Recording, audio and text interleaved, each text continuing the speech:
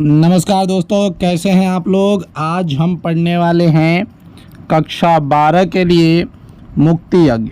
जी हाँ दोस्तों, मुक्ति यज्ञ जो कि कक्षा 12 में या आप कहिए यूपी बोर्ड में, ठीक, कक्षा 12 के यूपी बोर्ड में दिया हुआ है। ठीक बच्चों, तो आज हम इसको पढ़ने वाले हैं, जिसे लिखा है इस खंड काव्य को भैया सुमित्रानंदन पंत जी ने। जैसा कि सुमित्रानंदन पंत की रचनाएँ बहुत ही ज़्यादा अच्छी होती हैं, तो आज ये मुक्ति दूत जो है हमारे महात्मा गांधी जी के लिए है। महात्मा गांधी का पूरा नाम मोहनदास करमचंद गांधी था, याद रखिएगा।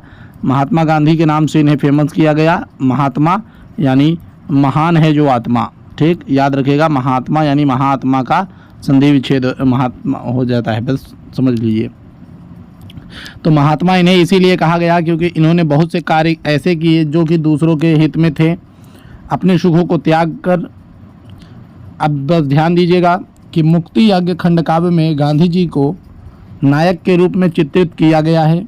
उन्होंने सत्य, अहिंसा, प्रेम, भाईचारे के महान गुणों से विश्व और मानवता का कल्याण किया। यानी मुक्ति यज्ञ जो है दोस्तों, वो खंड काव्य पूर्ण रूप से गांधी जी को समर्पित है। और इसके नायक यानी जिसे आप हीरो कहते हैं, तो इसके नायक कौन है? हमारे गांधी जी हैं।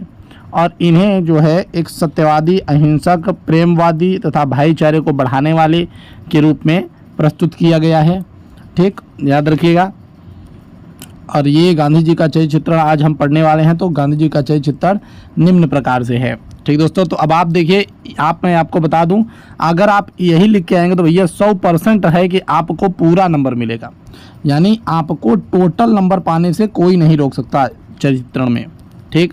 चलिए देखते हैं। तो सबसे पहले आता है इनका, आपको हेडिंग वहाँ पे डाल देनी है और लिखना है। पहली हेडिंग आपको सत्यवादी, सत्यवादी और अहिंसावादी, ठीक।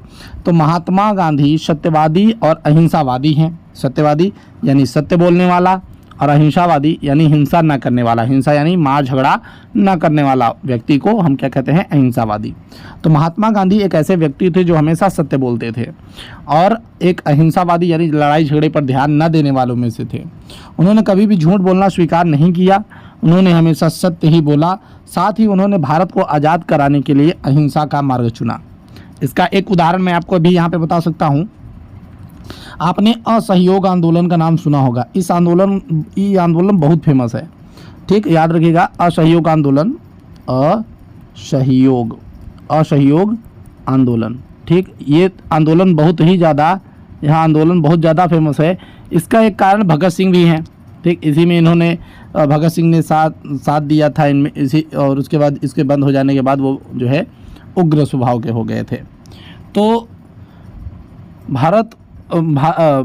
भारत को आज़ाद कराने के लिए अहिंसा का मार्ग चुना इन्होंने। असहयोग आंदोलन को भैया चुना था। उसके बाद एक चौरी चौरा कांड की वजह से इन्होंने उसे वापस ले लिया था, क्योंकि उसमें हिंसा हो गई थी। कुछ भारतीयों ने पुलिस स्टेशन को फूंक दिया था। तो इसलिए देखिए, यहाँ से पता चलता है कि जो हमारे महात्मा गांधी हैं वो एक अहिंसावादी व्यक्ति हैं। वो हिंसा नहीं चाहते थे, वो भारत को आज़ाद कराना चाहते थे, परंतु बिना किसी हिंसा के। उनका कहना था कि हम अहिंसा के अस्त्र से ही उन्हें हराएंगे, अंग्रेजों को, ठीक। अब देखिए, दृढ़ प्रतिज्ञ यानी महात्मा गांधी अपने वचनों पर दृढ़ रहने वाले व्यक्ति हैं। इन्होंने नमक कानून को तोड़ने का निश्चय किया और अपने निश्चय को संपन्न भी किया, एवं जिन जिन बातों का दृढ़ प्रतिज्ञा किया उसे संपन्न भी किया। तो नमक कानून, इन्होंने कहा था कि हम नमक बनाएंगे, तो नमक बनाकर नमक कानून को भी चकनाचूर कर दिया, क्योंकि नमक सबका मौलिक अधिकार होता है और उस पर भी कोई पाबंदी लगाए ये गांधी जी बिल्कुल नहीं चाहते थे। तो उन्होंने नमक बनाकर क्या कर दिया, इस जो है नियम का उल्लंघन किया और इसको तोड़ दिया, ठीक। अब आगे देखते हैं दोस्तों, लोकप्रियता के बारे में बात करें। गांधी जी के लोकप्रिय, तो महात्मा गांधी भारत में लोकप्रिय थे, बहुत ही लोकप्रिय। भारत ही क्या, दक्षिण अफ्रीका में भी बहुत लोकप्रिय हुए थे, ठीक। तो उन्हें सभी प्यार करते थे और कई भारतीय नर नारी उनके एक इशारे पर अपने प्राण तक न्यौछावर करने वाले थे। और उन्हीं के साथ असहयोग आंदोलन, सविनय अवज्ञा आंदोलन आदि आंदोलनों में उनके साथ सदैव जनता अपना समर्थन देती रहती थी या देती रही, ठीक। तो याद रखिएगा, ये जो जनता इनके पक्ष में रहती थी, जो भी महात्मा गांधी कहते थे वो करती थी। इसका एक उदाहरण ये भी है कि जब जिस समय भगत सिंह छोटे थे तो भगत सिंह भी गांधी जी का बहुत ही अनुसरण करते थे। परंतु असहयोग आंदोलन के बाद से इन दोनों के बीच में थोड़ा सा वो पॉइंट हो गया, क्योंकि वो देखिए जो हमारे भगत सिंह थे वो उनका कहना था कि हम लड़ कर लेंगे आज़ादी, और महात्मा गांधी कहते थे नहीं, हम मांग कर लेंगे, हम इनसे डायरेक्ट हाथों से लड़ाई नहीं करेंगे, अपने विचारों से लड़ाई करेंगे, इस तरीके की बात। ठीक, अब देखिए जातिवाद के विरोधी, तो जातिवाद के बहुत बड़े विरोधी थे महात्मा गांधी। तो महात्मा गांधी जात पात ऊंच नीच का भेदभाव नहीं मानते थे। उनका कहना था कि सभी एक ही ईश्वर की संतानें हैं, तो कोई बड़ा और छोटा कैसे हो सकता है, और सभी को समान भावना से देखने वाले एक महान पुरुष थे। तो ये क्या करते थे, अपने आश्रम में जो है हरिजनों को भी रखते थे, और हरिजनों के पास जाते भी थे, उनके बस्तियों में जाते थे, और इन्होंने जो है छोटी जाति वालों को हरिजन कहा, और जो है दरिद्र नारायण कह के भी गले लगाया था। ये भी बात भी याद रखिएगा। ठीक, अब उसके बाद देखते हैं देश प्रेमी। महात्मा गांधी अपने देश से अगाध प्रेम करते थे। महात्मा गांधी अपने देश से बहुत प्रेम करते थे, क्योंकि वे एक सच्चे देशभक्त थे। उन्होंने देश को स्वतंत्र कराने के लिए बहुत सी यातनाओं का सामना किया। उन्हें कई बार जेलों की यात्राएं भी करनी पड़ी, और उन्होंने अपने देश के लिए इन सभी को हंसी सहा।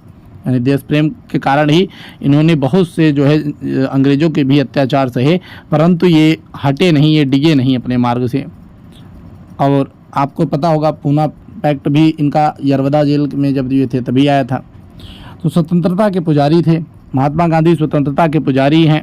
उन्होंने अपने देश, अपनी मातृभूमि के लिए अपना सर्वस्व निछावर कर दिया कि देश को स्वतंत्रता मिले, साथ ही साथ इस देश के प्रत्येक नागरिक स्वतंत्र हों। स्वतंत्रता के लिए उन्होंने अनेक यातना का सामना किया। तो स्वतंत्रता के पुजारी थे, याद रखिएगा इस बात को। आगे देखते हैं, मार्त भक्त भी थे। तो महात्मा गांधी एक मार्त भक्त पुरुष थे। माँ की प्रेरणा की वजह से ही इन्होंने लोक कल्याण का कार्यभार लिया और संपूर्ण जीवन दूसरों के लिए समर्पित कर दिया। एक बार इनको माँ का सपना आया था, इनकी माँ इनके सपने में आई थी और बोली कि बेटा आपको लोगों का कल्याण करना चाहिए, कि यहाँ पर लोग बहुत ही ज़्यादा परेशान हैं। तो इन्होंने उसके बाद से क्या किया कि लोक कल्याण में ही अपना संपूर्ण जीवन दे दिया, जिससे इनके मार्त भक्त होने का भी पता चलता है। अब देखते हैं साहसी और निर्भीक। अब गांधी जी इतने साहसी थे भाई कि आप बातें ही छोड़ दीजिए, कि महात्मा गांधी साहसी और निर्भीक व्यक्ति थे। गांधी जी कभी अंग्रेजों से डरे नहीं। इन्होंने हमेशा उनसे डटकर सामना किया और उनको अपने अहिंसा के अस्त्र से पराजित किया। अंग्रेजों ने उन्हें कई बार जेल भेजा, परंतु इससे वो डरे नहीं, बल्कि वह और तेज़ी के साथ भारत को आज़ाद करने के लिए कार्यरत हो गए। तो यानी इनको जब जेल भेजा जाता था, बाहर निकलते थे तो और ज़्यादा जो है तेज़ी के साथ भारत माँ को आज़ाद कराने के लिए, अपने भारत भूमि को आज़ाद कराने के लिए जो है लग जाते थे। ठीक, और याद रखिएगा, पहला बात तो ये भी याद रखिएगा, भारत का विभाजन ये नहीं चाहते थे कि हो, परंतु भारत का विभाजन हुआ। अब उसके बारे में बात ही क्या कर सकते हैं हम। ठीक, तो इस प्रकार से महात्मा गांधी का जो चरित्र है, जो महात्मा गांधी का चित्रण है मुक्ति यज्ञ में, वह एक धीर वीर निर्भीक मानव, कल्याणकारी मानव, साहसी और निर्भीकता का है। ठीक, तो दोस्तों ये रहा आपका मुक्ति यज्ञ के नायक का चरित्र चित्रण। वीडियो कैसी लगी ज़रूर लाइक दीजिएगा, और साथ ही साथ कहूँ तो किस सिटी से आप इस वीडियो को देख रहे हैं ये ज़रूर कमेंट करिए। धन्यवाद। हम आपसे मिलेंगे अगली वीडियो में, तब तक के लिए जय हिंद, जय भारत।